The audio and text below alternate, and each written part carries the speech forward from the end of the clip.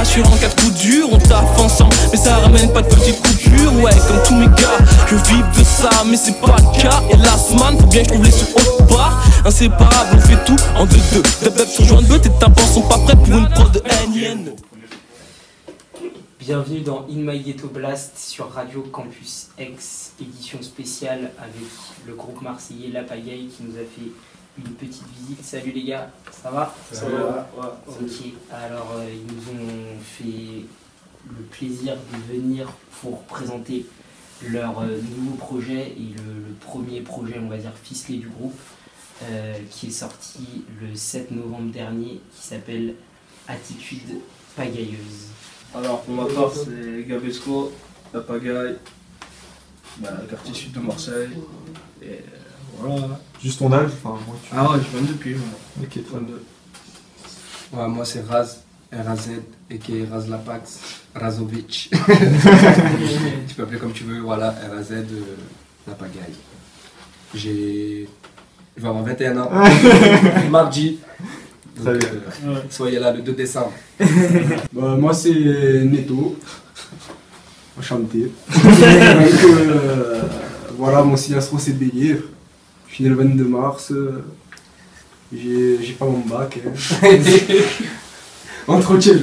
Donc la Pax, c'est l'emblème. C'est là où je suis, c'est la Pax. D'où vient le nom La Pagaille en fait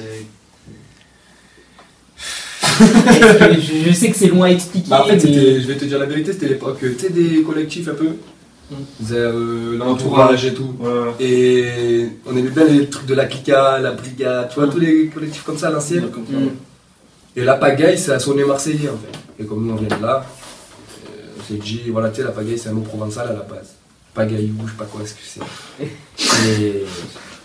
Et tu vois, voilà, on est bordélique, hein, comme tu peux le voir. Ouais, voilà, c'est ce que j'allais C'est dire. ça, Est-ce qu'il y a, représente notre mentalité. est-ce qu'il y a un représente vrai notre délire mentalité. derrière Bien en sûr. termes de. Voilà. Mais déjà, une remarque directe, je pense. Ouais, mode de vie. On n'a même pas besoin de le dire. On est bordélique de base. C'est notre vie, c'est notre style de vie. Pour voir ça, il faut venir sur scène. Hein. Ouais, Arrêtez. sur scène. Franchement, C'est là qu'on voit. Au début, on est un peu gêné, on est un peu stressé, voilà, comme partout. Après, du moment qu'il y a le mic en main, c'est foutu. après 2-3 morceaux, ça se chauffe. C'est le délire. Et ça, La Pagaille, ça prend Ah tout ouais. son sens sur scène. D'ailleurs, vous avez fait beaucoup de scènes depuis vos débuts. Ouais, quand même. Hein. Ouais, On a fait des bonnes premières sans sortir parties. de trucs, quand même, ça va. Là, on a sorti un truc et bizarrement, c'est là où on fait le moins de scènes. Le tu monde vois. scène. Mais On se propose depuis le aussi. début, on faisait des open mic, après on a été sollicité dans des. Comment on appelle ça déjà, des tremplins. On a fait, voilà, on a fait pas mal de trucs. On a fait des scènes, on a fait les premières parties de par exemple CR lui-même, des artistes parisiens comme lui. On a fait quoi d'autre? On a fait Boss On One a fait aussi. les premières parties de la vodka. Ouais. Dandigel aussi. Boss One du troisième œil. Dandigel, on a partagé Ouais. son appui. Voilà, des petits trucs, des petits délires comme Ouais, ça. ou par-ci, par-là. Molotov, tout ce Des qui petits est quand même, Bossois. Voilà, Ouais, non, mais. Quoi, hein. Boss One, ouais, mais c'était super, tu vois. C'était une très bonne expérience. Après, on a fait Corias aussi au bagne, ça c'était cool. C'est en Ouais, c'est un Yakuza au Québécois. bagne, tout salopard. Québécois. C'était vraiment cool la MJC d'Aubagne, la scène est cool. Backstage de haut, franchement, c'était marrant.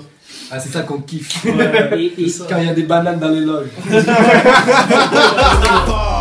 J'en avais une d'abord pour, je sais pas, l'un de vous trois. À un moment, dans vos textes, vous exprimez beaucoup le fait que vous écrivez sous substance illicite et de manière alcoolisée. Est-ce que c'est la vérité ou est-ce qu'au final vous écrivez de manière un peu, enfin, je dirais pas forcément en état d'ébriété ou voilà.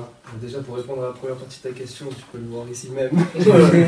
On est authentique. Tu vois, on écrit beaucoup. Donc maintenant, ça devient automatique. Bim, l'instru.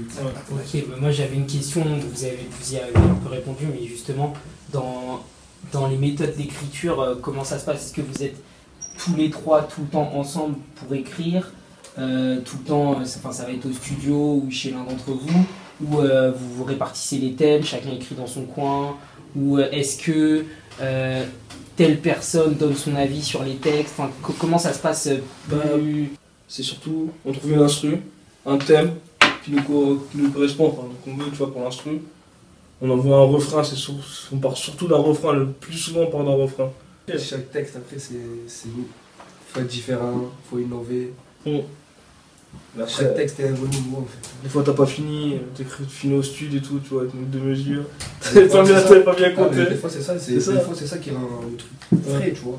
C'est que tu arrives au stud, t'as pas fini ton truc, boum, il y a 2 phases qui arrivent, des fois c'est les plus frais du morceau. Ouais, des fois. parce que c'est plus spontané, tu vois. Ouais. Faut que ça soit spontané, et franchement, c'est. Ouais, le rap, c'est à la base, c'est spontané. À chaque fois, sur chacun de vos morceaux, vous avez un refrain. Est-ce que c'est vraiment, enfin, pour vous, c'est vraiment une manière pour vos auditeurs d'identifier un morceau? Je sais pas comment être plus. Ouais, je vois ce que tu veux dire. Ouais, Non, le refrain déjà. c'est notre base un peu, tu vois. C'est vraiment. Il y a un refrain, des fois on n'a pas de thème, on a un refrain qui tue. Et direct, on va adapter nos couplets au refrain, mais c'est le refrain, pour moi, c'est la base un peu, tu vois. Mais au final, ouais, le refrain, c'est ce qui nous relie, en fait, tu vois, parce Ouais. que on a chacun nos petits univers, Univers. même s'il n'est pas encore forcément développé. Et le refrain, c'est ce qui va nous relier. Ça, mais nous, à l'écoute en fait du projet, c'est ce qui ressort beaucoup, c'est qu'on se dit bon bah le refrain, on sent on sent qu'ils ont tapé les refrains et que du coup la mélodie va rentrer dans la tête, etc. Et pour un premier projet, c'est pas forcément évident. Donc, C'est vrai qu'on a bien taffé les refrains. Par exemple, le refrain de Dealer, Ouais. il est chantonné, tu vois. C'est vrai que c'est facilement accessible. Il y a des refrains, des fois, ils sont rappés, tu vois. Par exemple, le refrain de Écouse, Ouais. tu vas pas le retenir de la première fois, je te le dis, tu vois. Tu vas retenir 2-3 mots, tu vois. Ouais. Tu vas retenir Les mecs sont plus complexes, après ouais, c'est différents styles, c'est vrai que on n'a même pas fait exprès en fait, tu vois, c'est le premier à nous le faire remarquer. C'est vrai que. Non, mais c'est vrai que. C'est le premier à nous le faire remarquer, mais ça c'est vraiment naturellement, tu vois. C'est les instrus qu'on écoute qui nous font penser à un refrain et après ça part de là. Le groupe s'est formé comment? Donc j'habite au 3e étage. Comme ça, tu vois, j'habite au 3e. J'ai un collègue qui est au premier, tu vois, genre rez-de-chaussée. Et il a invité celui-là. Là. Véridique. Voilà, C'est et il ça, l'a invité à une petite soirée, c'est son anniv. Et là, on s'est rencontrés. On allait dans le jardin, ça kickait. Et donc, du coup, bah, après, on s'est plus lâché. Et après, c'est l'arrivée de celui-là. Et donc, lui, ça s'est fait sur un coup de tête. Voilà. Donc, J'ai vu de la lumière et je suis entré, voilà. je fais, il y a une place. Je suis monté dans le car, tu vois. Et voilà, bah, du coup, là, maintenant, on peut plus s'en passer. Frère. Il est là, et même si on veut pas qu'il soit là, il est là. Je suis obligé, tu vois. et ça fait combien de temps du coup? Et est-ce qu'il y avait d'autres personnes peut-être avant? À toute base, on était 5. Il y avait Maestro, Salama Maestro qui continue un peu à faire ses trucs. Il y avait Kemi aussi, Kemi le H. Le grain de folie de cette pack parce que c'est vraiment un malade. On adore. Mais c'est pas que les chemins ils sont séparés parce que tu vois, c'est dur de travailler déjà à 3, à 5 c'était compliqué. On a fait un très bon morceau à 5, tu vois. Et après c'était plus compliqué de trouver des thèmes, même réunir les gens, tu vois. Et puis on voulait on voulait la scène, tu vois, on voulait monter sur scène, être sérieux un petit peu, enfin essayer d'être sérieux, tu vois. Ok, Ça ok. compte pas. Juste, parce que là on va enchaîner ensuite, mais est-ce que là vous pourrez nous donner chacun, on va faire chacun, commencer par Neto, un son que, je sais pas, qui te décrira le mieux? De la Pax. Pas forcément un son en général, après si c'est un de tes sons, un de vos sons, oui évidemment tu peux. Ouais, dis un son de la PAC, c'est un Le son de la Pax, c'est mon rap. Ah ouais. Mon rap, ouais, ok. Et ce serait pourquoi? Alors, mon rap, c'est comment il se fait. Un bon café, un bon pétard, insomniaque à 3h du mat. Mon rap, c'est comment il s'écrit. L-A-P-A-G-A-I-2-L-E. Gros, ça veut tout dire. Ouais. Mon rap, c'est la pagaille, frère. C'est des joints, je sais pas, c'est le studio. Tu vois, c'est une vie, frère. On a décidé de mener cette vie-là. C'est un mode de vie, ouais. C'est pas où ça va nous mener, tu vois. Ok. Et J'espère qu'on va pas se gâcher, mais on fera tout pour ça aille de l'avant, on va se donner de notre force. Et ma fille qui fait à balle, c'est Oxmo. C'est Oxmo Puccino. Bah lui, à chaque fois, il me fait triper. Genre, c'est un poète. Tu vois ce que je veux te dire? Tu es pris par son univers, genre. Je sais Ouais. pas, après, il est au-dessus. Tu vois, c'est le Gainsbourg du rap, genre. Même s'il est plus défoncé, machin, mais frère, c'est un poète. ok. Je dirais pas, mais Gap, ce serait quoi donc un son de la pagaille et un son d'un autre projet? Franchement, alors mon son de projet c'est Bustaflex, c'est pourquoi. Franchement. moi, je dois entendre la question, pourquoi ce son du coup? Bah parce que pourquoi mon pote, écoute-le. Justement pourquoi il y a trop de questions, qu'on se pose et tu vois, je suis trop reconnu. Et aussi ouais, Oxmo, Amour et Jalousie, celle-là aussi, elle est magnifique. Pour ceux de la PAC, je vais dire mon rap parce que c'est vrai que c'est mon préféré. Mon rap est...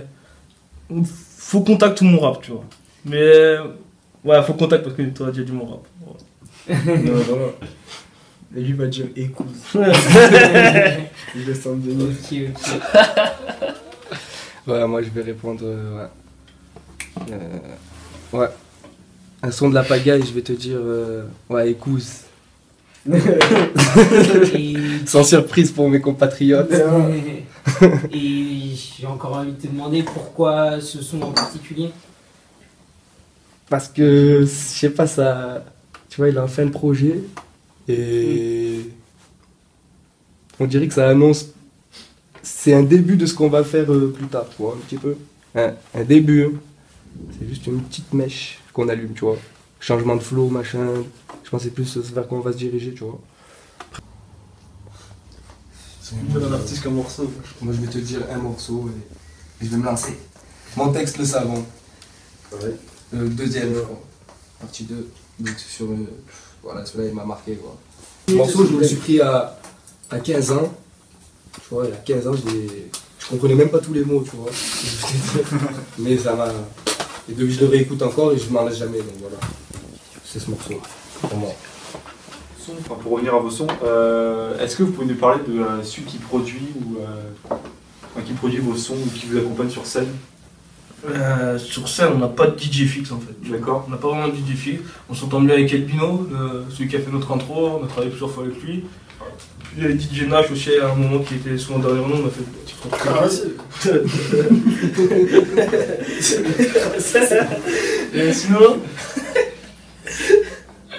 Et sinon, ouais, notre beatmaker, on va dire, notre beatmaker qui nous fait le plus de prod avec le plus, ouais, c'est DJ Nine. Nine. Attitude Pagailleuse volume 1, il n'y a pas beaucoup de prod, c'est beaucoup des prods d'internet. Ouais. Maintenant, on va continuer dans le volume 2, j'espère que ça sera un peu plus musical et tout, parce que là, bon, on a fait ça, comme je dis, dans l'urgence.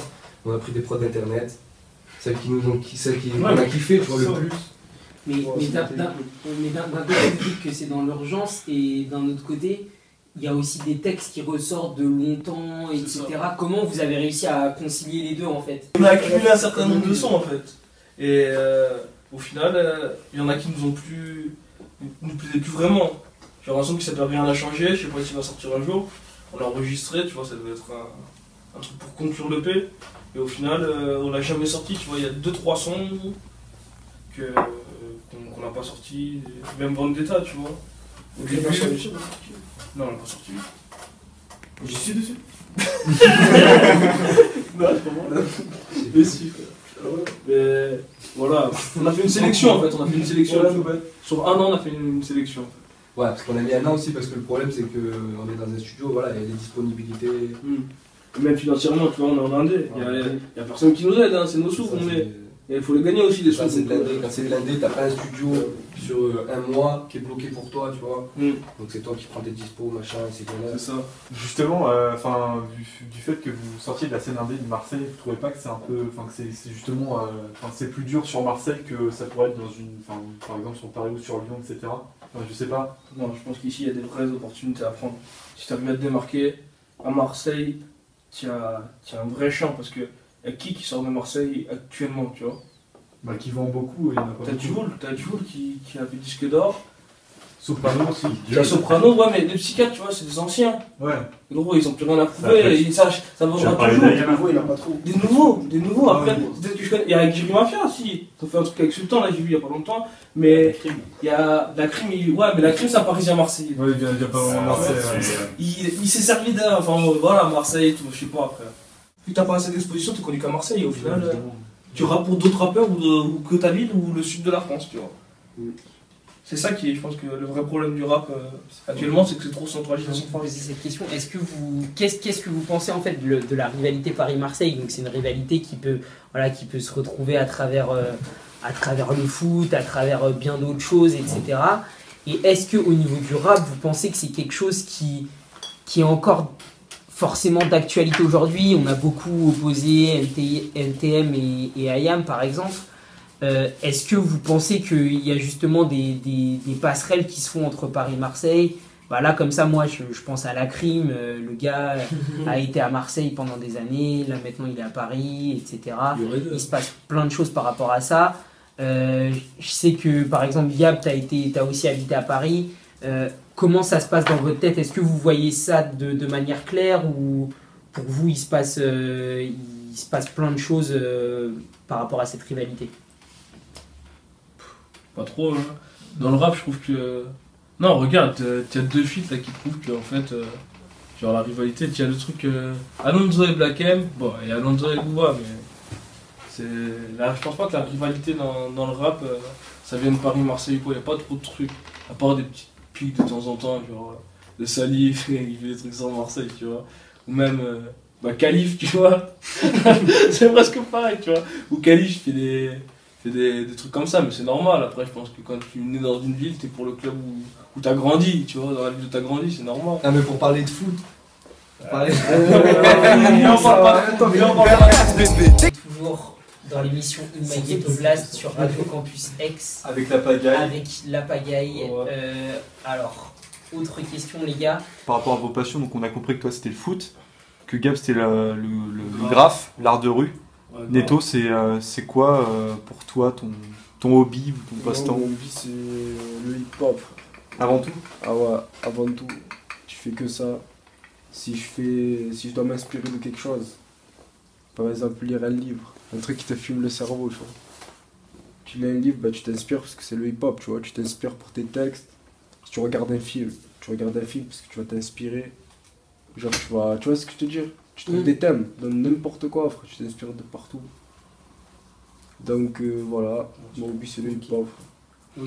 Ouais, en fait, dans chacune de nos passions, en fait, c'est... Ouais. Vous le rattachez au hip-hop? Ouais, voilà, et je pense que... Ouais. Voilà, c'est Et ça. c'est ça qui fait notre force aussi, parce que ça donne quelque chose. C'est ça. Par exemple, le graphe, ça lui donné une force supplémentaire. Parce Moi, que je sais ça- que le foot, ça m'a donné quelque chose, ça m'a donné une hargne ou quelque chose, tu vois, la Mais le graphe, c'est Le quand goût même de la attaché victoire, à l'art de rue, donc au hip-hop. Moi, c'est en Ouais, fait. alors que le sport, le foot en l'occurrence, même si t'as maintenant beaucoup d'incointance entre des joueurs de foot et des rappeurs, Ouais. à l'époque, il y a 10-20 ans, il n'y avait pas du tout cette proximité Ouais, c'est entre vrai, le rap c'est et vrai, le c'est vrai. foot aussi. Ah, c'est vrai, mais moi, c'est le graphe qui m'a permis de rapper, on va dire, tu vois. D'accord, ok. C'est que c'est grâce au graphe. Comme Je suis comme à d'accord avec l'époque. Nito, ce qu'il Ouais. dit. En fait, je le rejoins là-dessus, c'est que chaque chose qu'on fait dans la vie, en fait, ben, Ça nous inspire. Ça C'est rentre ça. dans ton rap, ça fait partie de toi. Et chaque chose que Ta tu vis, vie. c'est pareil, tu C'est vois. ça. En vrai, le rap, c'est ça, c'est prendre l'énergie Autre chose, dont tu as besoin dans chaque œuvre pour en faire quelque chose d'encore La plus tienne. fort à chaque fois. Ouais.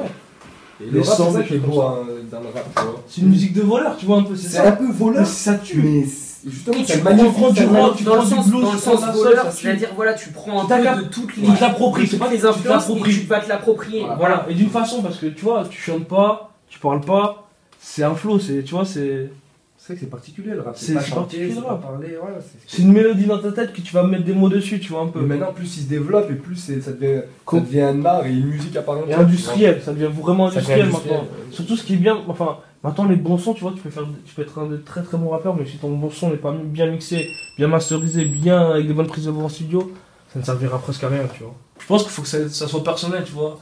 Moi, le rap de revendication, j'ai un peu de mal là-dessus parce que je pense qu'il faut que ça soit personnel, tu connais. Le rap conscient, vous n'êtes pas fan. C'est pas ça, mais moi, j'arriverai pas forcément à en faire, tu vois, parce que je me sens pas forcément légitime à en faire, tu D'accord, vois. ok. Je pense que la légitimité, c'est important, tu vois. Et le rap concert, moi j'aime. Moi aussi, j'adore le rap conscient, mais Ouais, mais vous vous sentez pas capable d'en faire parce que. non, je Voilà. parle pas à titre Oui, personnel. à titre personnel, évidemment. Tu peux être conscient, mais je pense qu'il y a toujours ce truc de moi-je. C'est con à dire, tu vois, mais c'est toujours un peu égotrip parce que, comme je te dis, t'es vraiment légitime de ton histoire à toi, tu vois.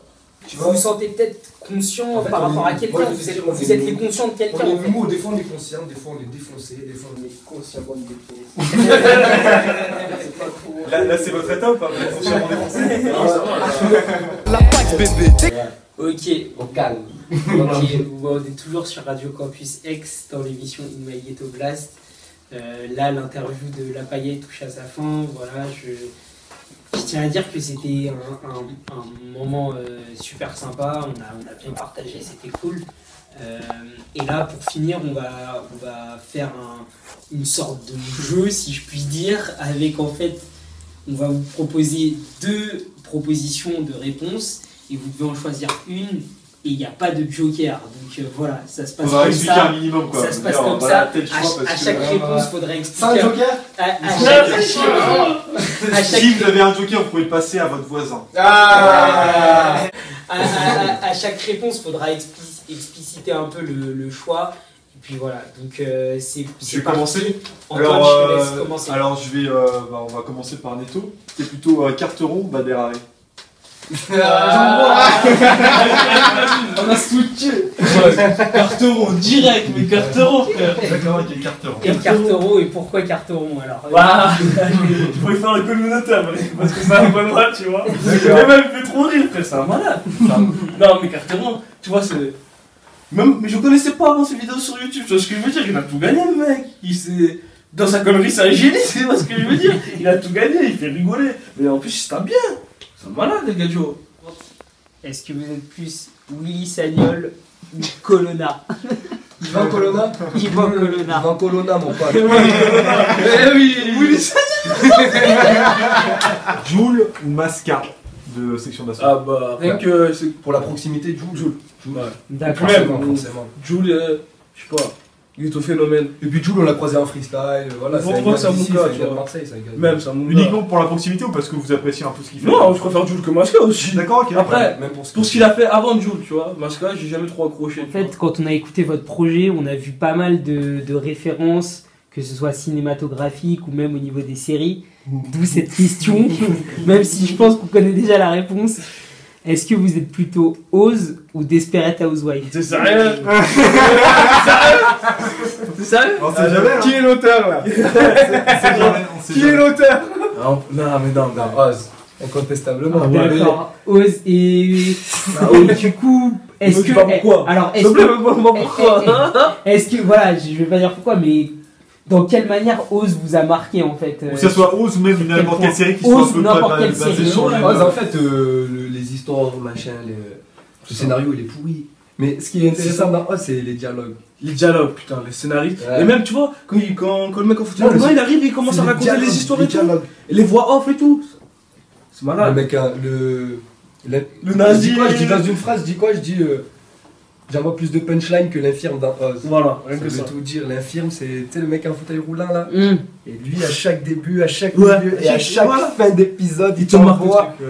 une phrase qui te fait. Oz. Non. Et Adibisi. C'est trop. tu Adi vois. Busy, tu as sorti aussi. À des bisous. Je crois C'est ça, non, mais parce que nous, on avait cliqué sur Adébisi dans un son, c'est pour ça qu'on Il est fou, Adibisi, t'as vu C'est le pour ça personnage? que C'est cliché, mec cette trop. série, elle est très cliché, tu vois. Mais ouais, mais. C'est machin, il y a le drogué, le ci, le ça. Ouais, mais ça qui tue. fait- C'est des dialogues, tu vois. C'est- La c'est- proximité, c'est quand même comment quelque c'est chose. abordé. Et même. Comme Adibisi, tu vois, c'est un gros Ouais. pervers dégueulasse, mais au final, il est attachant, tu vois, il fait rigoler. C'est ça le délire. Vous êtes plutôt Kendrick ou Badass? Enfin, Joey Badass. Ah, ce truc. Non. Alors, attendez, vous avez... Schoolboy, moi. Attendez, vous avez... Non, Vous c'est pouvez avoir des avis différents, maintenant il va falloir les argumenter. Neto, t'es plutôt quoi? Kendrick, Kendrick. direct. Et Kendrick pourquoi capable, parce Kendrick? qu'il est plus conscient, Innovateur aussi. tu vois. Il innove. C'est genre style No Future, tu vois ce que je veux dire. C'est comme Tupac à l'ancienne. Bah là c'est Kendrick, genre. Ça se joue un bol de cul. Les deux sont très forts, tu vois. Les deux sont très forts dans leur délire, mais Kendrick, plus innovateur. Le dernier morceau, il a sorti, ça, je sais pas comment il s'appelle là. Ou c'est super Aïe. musical. Aïe. Aïe. Voilà. Et Kendrick, c'est le mec qui innove, tu vois. Ouais, voilà. Il Mais tu va faire vois, des voilà. trucs que personne n'a fait avant. Et Joey, je le respecte parce que c'est un hip-hop man, quoi, tu vois. Et il a toujours les influences de l'ancienne et tout. Ouais, La c'est ça. vache, tu vois. Ouais, c'est- ouais. Tu sens que. Hmm. Et puis même, il innove aussi dans certains trucs, tu vois. Par exemple, Mais ouais. dans Chris Moi, Conscious, moi, il allonge les phrases. Ouais, comme ça. À chaque fin de Même phrase. ses clips sont énormes aussi. Moi, j'aime bien Joey Badass, mais Kendrick. Ouais, J'ai Kendrick. écouté son album de A à Z. Mad Il City. fait malin, voilà. Ouais, non, il est très très fort. Il varie. Ouais. Comme tu disais, c'est Il est trop polyvalent en fait, tu vois. Joey Badass, il est trop fort dans son délire, mais Kendrick est tellement polyvalent Mais que. Joey Badass, attends Attention. quelques années. Ouais. Attention. Merci. Franchement, Merci c'était un beaucoup, super, les gars. c'était un super Merci, moment. merci. Merci. Oh Simao. Simao. Ouais, Simao et pour le Nine. Le Nile Eye, Le Nike, Oussama, Kemi, frère. Tous les frères qui sont là depuis Tous les le frères début. qui sont là, Aurelius Fructus Maximus, voilà. mon crew, putain, mon crew, tout ça. Ceux qui nous suivent, Les et je passe un BR, petit frère. message spécial, flash info, pour vous dire que mon collègue a ouvert un putain de bar, Le shaker, le Checker, Checker. 3 Oui. Rubera. 3 Rubera, Oui, allez oui, voir ça ça, va, franchement. En plus, pour nous rencontrer. Parce que Voilà, on est tout le temps là. Et pour tous les frères qui nous ont quittés, voilà, on est là, présent, la pagaille. Ouais. On l'a. La Pax, mec. La Pax, la Pax. Ok, bah,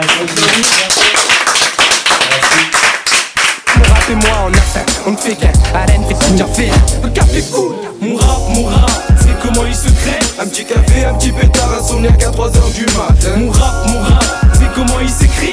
L-A-P-A-G-A-I-2-L-E. Mon rap, c'est comment il se crée. Un petit café, un petit pétard, insomniaque à 3h du matin. Mon rap, c'est comment il s'écrit. L-A-P-A-G-A-I-2-L-E.